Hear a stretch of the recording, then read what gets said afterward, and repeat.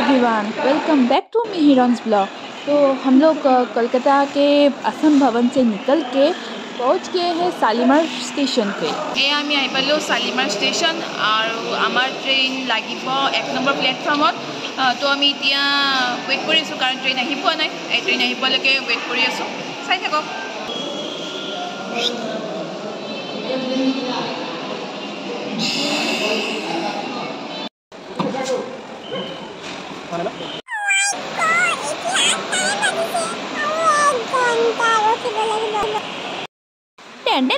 তো আমাৰ ট্ৰেইন আহি গ'ল।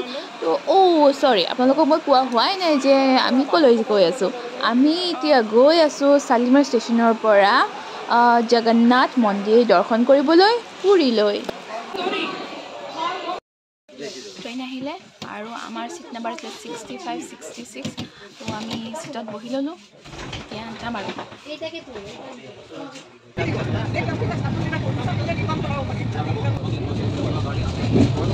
तो हम लोग जा रहे हैं जगन्नाथ मंदिर दर्शन के लिए।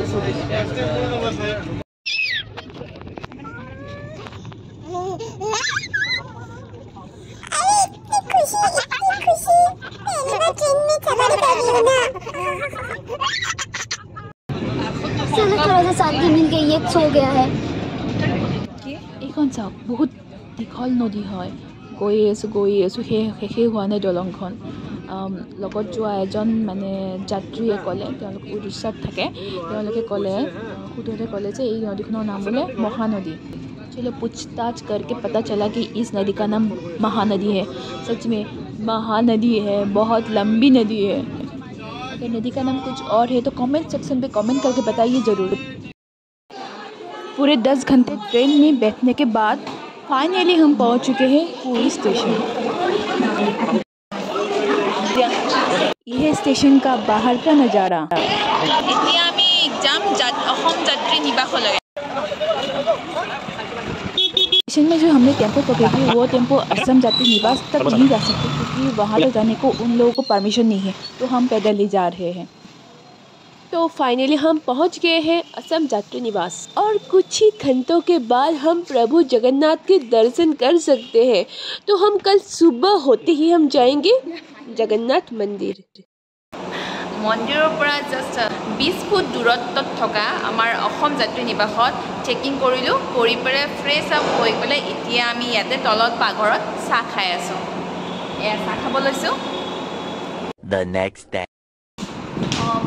জগন্নাথ মন্দিৰ দৰ্শন কৰি আহিলোঁ। আমি গৈছিলোঁ 7 বজাত, এতিয়া বাজিলে 9 বাজিলে। এতিয়া আমি ৰাতিপুৱা 7 বজাতে গৈছিলোঁ।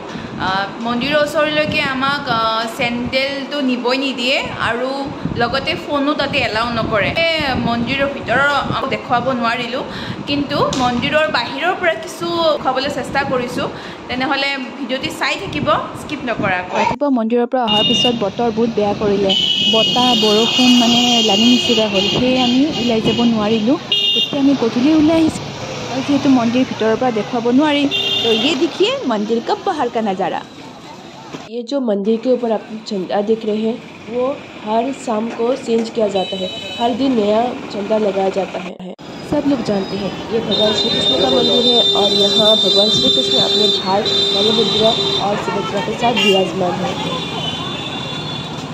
এতিয়া আমি গ্ৰহণ কৰিম জগন্নাথ মন্দিৰৰ মহাপ্ৰসাদ। এই মহাপ্ৰসাদ মন্দিৰতো গ্ৰহণ কৰিব পাৰি, কিন্তু আমি দিনৰ ভাগত এই প্ৰসাদ গ্ৰহণ কৰা নাই।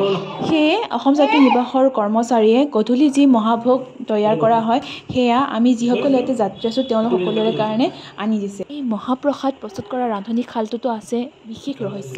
পুৰীৰ জগন্নাথ মন্দিৰৰ 32টা কোঠাৰ বিশাল পাকঘৰটোত যি মহাপ্ৰসাদ প্ৰস্তুত হয় তাত 752টা চৌকা ব্যৱহাৰ কৰা হয় আৰু প্ৰায় 500 ৰান্ধনী আৰু তেওঁলোকৰ 300 সহযোগীয়ে ইয়াত কাম কৰে।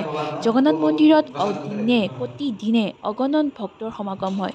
যদিও কোনো দিনে ইয়াৰ খাদ্যৰ অভাৱ নহয়, কাৰণ এইটো বিশ্বাস কৰা হয় যে এই পাকঘৰটোত মা লক্ষ্মী দেৱী বিৰাজমান আৰু তেওঁৰ আশীৰ্বাদতে এই মহাপ্ৰসাদ তৈয়াৰ হয়। এই পাকঘৰটো মন্দিৰৰ দক্ষিণ পূবত অৱস্থিত আৰু এই পাকঘৰটো বিশ্বৰ সকলোতকৈ ডাঙৰ পাকঘৰ বুলি কোৱা হয়। প্ৰায় 200জন সেৱকে মিলি মহাভোগৰ বাবে পাচলি, নাৰিকল, ফল ইত্যাদি কাটে আৰু খাদ্যত নহৰু, পিঁয়াজ এইবোৰ ব্যৱহাৰ নহয়। মিঠাই ব্যঞ্জন প্ৰস্তুত কৰিবলৈ চেনিৰ সলনি গুড় ব্যৱহাৰ কৰে। মহাভোগৰ বাবে 56 প্ৰকাৰৰ ভোগ তৈয়াৰ কৰা হয় আৰু এটাৰ ওপৰত এটা কলহ ৰাখি 7টাকৈ কলহ ৰাখি তাত ভাত বনোৱা হয় আৰু একেবাৰে আশ্চৰ্যকৰ বিষয় যে একেবাৰে ওপৰৰ যিটো কলহ তাতহে আগতে ভাত সিজে। এই প্ৰসাদ প্ৰস্তুত কৰোঁতে পিঁয়াজ নহৰু আদি ব্যৱহাৰ কৰা নহয়। এই মহাপ্ৰসাদ প্ৰস্তুত কৰা পাকঘৰৰ কাষতে আছে 2টা কুঁৱা, যাক গংগা যমুনা বুলি কোৱা হয় আৰু ইয়াৰ পানীৰে সমগ্ৰ ভোগ নিৰ্মাণ কৰা হয়। এই কুঁৱা 2টাৰ পানী কোনো দিনেই কমি নাযায়। আইতাই কৈছিলে যে ভগৱান শ্ৰীকৃষ্ণৰ যেতিয়া মৃত্যু হৈছিলে তেতিয়া তেওঁৰ শৰীৰটো যেতিয়া জ্বলাই দিয়া হৈছিলে তেওঁৰ শৰীৰটো দাহ গৈছিলে কিন্তু তেওঁৰ হৃদয়খন জ্বলি যোৱা নাছিলে। সেয়ে পাণ্ডৱসকলে তেওঁৰ হৃদয়টো পানীত উটুৱাই দিছিলে আৰু সেই হৃদয়খনে এডাল কাঠলৈ পৰিণত হৈছিলে, কাঠৰ টুকুৰালৈ, আৰু সেই কাঠৰ টুকুৰাটোৰে জগন্নাথ বাবাৰ মূৰ্তি নিৰ্মাণ কৰা হৈছে।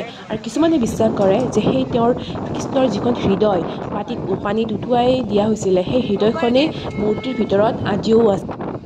প্ৰত্যেক 12 বছৰৰ মূৰত যেতিয়া মূৰ্তি সলনি কৰা হয় তেতিয়া সেই মূৰ্তিৰ ভিতৰৰ সেই বস্তুটোও সলনি কৰা হয়, কিন্তু যেতিয়া সলনি কৰে তেতিয়া পূজাৰীয়ে চকুত কাপোৰ বান্ধিব লাগে আৰু হাতত কিবা এটা বান্ধি পেলাইহে চেঞ্জ কৰিব পাৰে। তেতিয়া বিশ্বাস কৰা হয় যে যদি সেই দৃশ্য তেওঁ দেখে, নিজ চকুৰে দেখে সলনি কৰোঁতে, তেতিয়া সেই পূজাৰীজনৰ মৃত্যু হ'ব পাৰে। গতিকে যেতিয়া সলনি কৰা হয় এই মূৰ্তিৰ পৰা আন মূৰ্তিলৈকে তেতিয়া চকুত কাপোৰ বান্ধি হাতত কাপোৰ বান্ধি সলনি কৰে। জয় হৰি। আৰু এয়া মানুহৰ বিশ্বাস। তাকে জগন্নাথ मंदिर আছে कोई शेष নোহোৱা ৰহস্য। कहते जगन्नाथ मंदिर दर्शन करने से सारे पाप धुल जाते, मन को शांति मिलती है। पाप गए कि नहीं पता नहीं, लेकिन मन को शांति जरूर मिल गई है।